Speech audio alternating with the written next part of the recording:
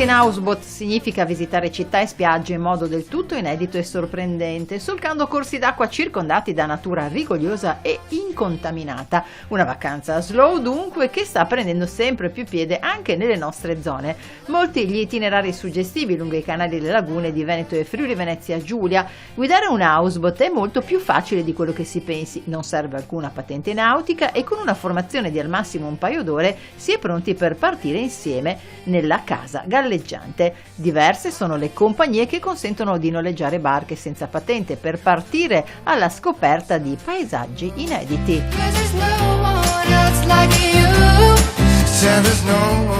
Che cos'è un houseboat?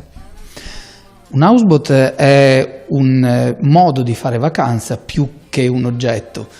Forse non tutti sanno che il nord Italia è costellato di canali, fiumi, laghi, lagune navigabili, non molto diversamente da come accade per esempio in Olanda o in Francia. Quindi questo grande patrimonio naturalistico, ambientale, architettonico, storico può essere visitato e il nostro progetto è appunto quello di riuscire a renderlo disponibile per tramite di un modus di fare vacanza slow, ambientale, molto inserito nel contesto naturale e che è appunto quello di navigare con un'imbarcazione che si può anche condurre senza patente nautica all'interno di tutto questo ampio patrimonio di idrovie del nord Italia.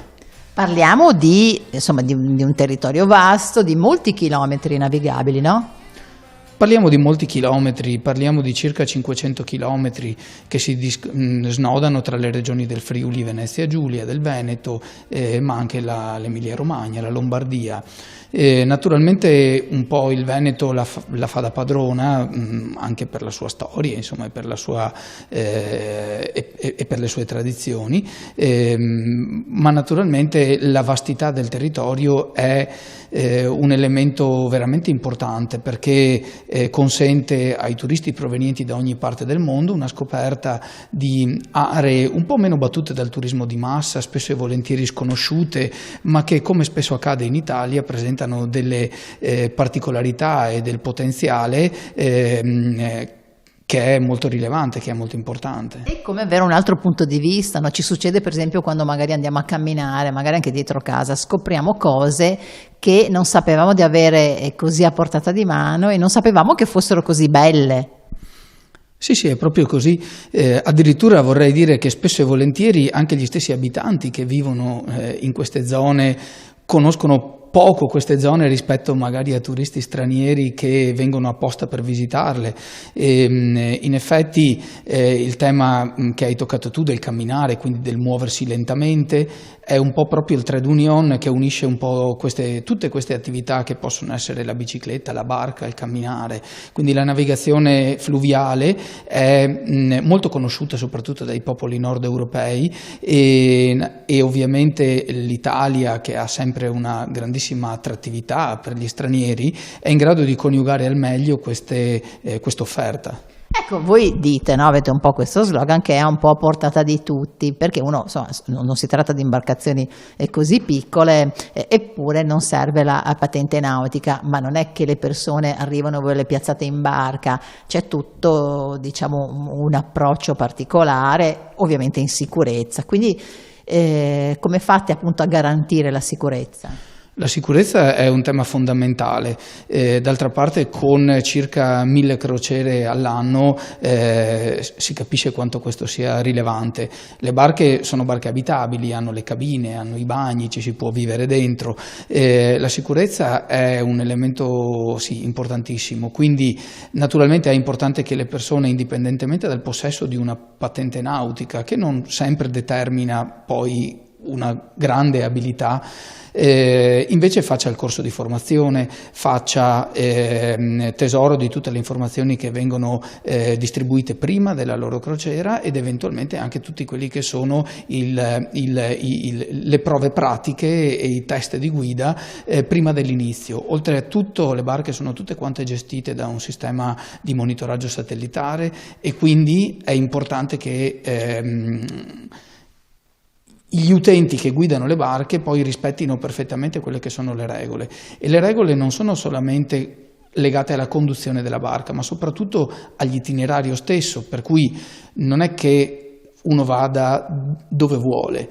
Naturalmente ci sono degli itinerari autorizzati, e questi itinerari sono stati studiati proprio per la navigazione non difficoltosa, per una navigazione semplice e accessibile. Inoltre, oltre a questo, è importante anche ricordare tutte le convenzioni e tutte quante le possibilità di attracco e di esplorazione e delle attività da fare a terra, che sono a corollario di quella che è la navigazione, la quale si fa comunque a 5 nodi di velocità, che è la classica velocità delle idrovie.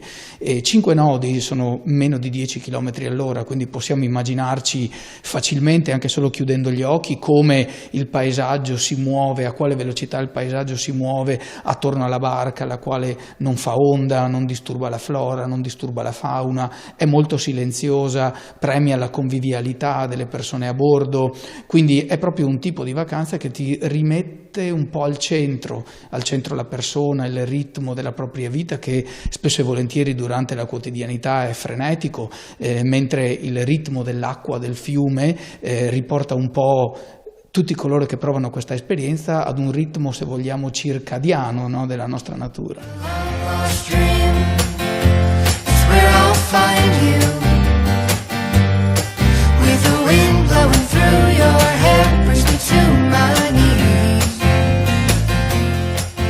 Scivolare lungo i fiumi, inoltrarsi in lussureggianti lagune, poi fermarsi, prendere le biciclette e lasciarsi baciare dal sole e dalla brezza delicata. Il turismo fluviale, nato in Francia e ora sempre più diffuso in tutto il mondo, è il top della vacanza modalità slow. Le condizioni meteo, un po' come tutte le attività all'aria aperta, sia che siamo in montagna sia che siamo al mare, governano.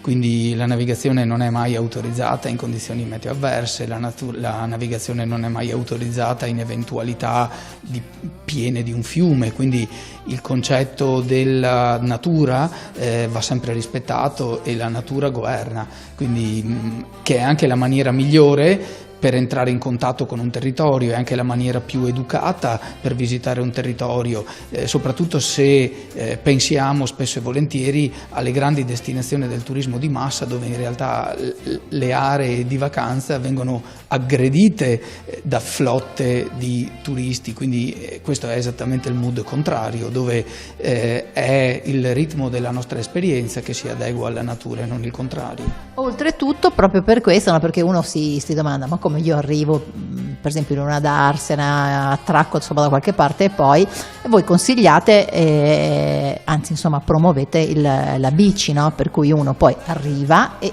inizia un'altra esplorazione altrettanto slow. Sì, le attività da fare a corollario della navigazione sono ampie e numerosi, la bici è uno di questo, pertanto sì, evidentemente è molto importante ma anche interessante per allargare i propri orizzonti di visitazione. Potrebbe benissimo essere che l'attracco fluviale si trovi a qualche chilometro rispetto al monumento pregiato o anche all'oasi naturalistica da visitare, quindi avere le bici a bordo è importante, ma promuoviamo anche altri tipi di attività, come per esempio il paddleboarding, che quindi ti mette anche molto a contatto con la natura acquatica. Sono le tavole galleggianti con il remo, con le quali ci si può muovere anche nelle zone di basso fondale, naturalmente sempre in specchi d'acqua chiusi e protetti, che peraltro è anche molto famosa, se vogliamo, nelle spiagge, al mare, ecco, quindi come anche trekking, percorsi di trekking e un po' tutto quello che è slow.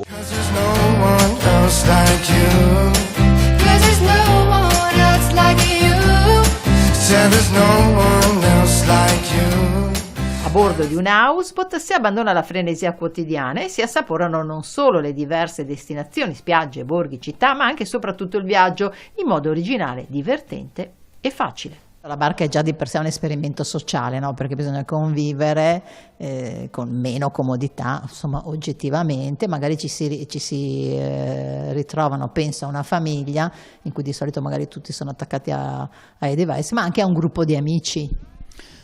Senza dubbio è un fenomenale aggregatore, altresì è importante che l'equipaggio sia un equipaggio di persone, se vogliamo, un po' in amicizia, un po' consolidate, perché naturalmente gli spazi che si convivono sono spazi più ristretti rispetto alla normalità. C'è da dire che l'houseboating, a differenza della barca da diporto nautica, vanta degli spazi che sono molto generosi. Immaginiamoci un'imbarcazione che ha 2 livelli, un livello interno con un'ampia dinette, camere, bagni, prendisole, più di un prendisole che si può guidare dall'alto, quindi con ampia disponibilità di panorama, se vogliamo. Quindi di fatto le barche sono degli oggetti estremamente confortevoli, e la vacanza fluviale, a differenza se vogliamo della vacanza marittima o balneare, ha proprio questo come senso, quello di poter anche fruire di un mezzo di dimensioni generose. È un movimento comunque diciamo in aumento, perché appunto, come diceva lei all'inizio, se si pensa al turismo fluviale non si pensa a casa nostra. È vero, è una questione culturale, naturalmente tutti siamo abituati a pensare che quando si parla di navigazione fluviale ci si riferisce all'Olanda oppure ci si riferisce alla Francia.